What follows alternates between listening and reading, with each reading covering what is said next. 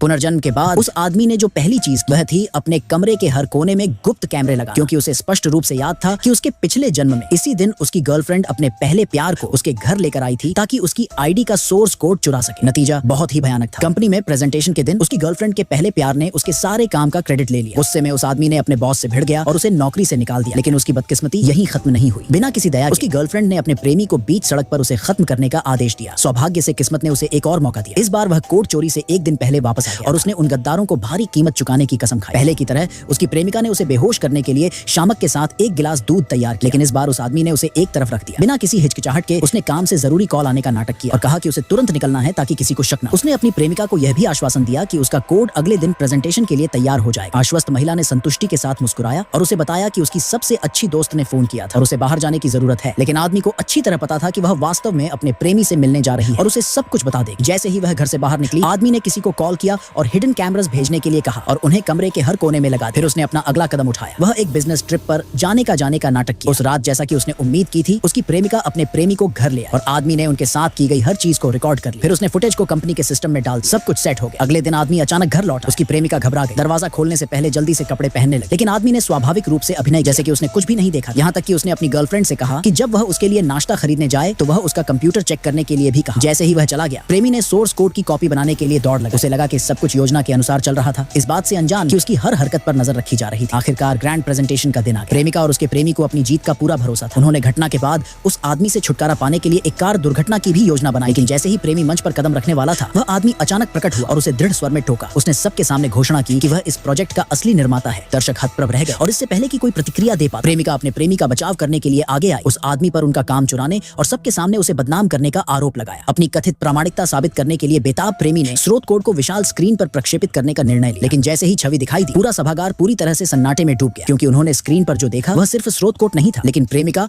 और उसके प्रेमी द्वारा उसके ही घर में धोखा देने का स्पष्ट वीडियो भी सामने आया। उस समय सभी अवाक रह गए। प्रेमी और प्रेमिका पूरी तरह से बर्बाद हो गए।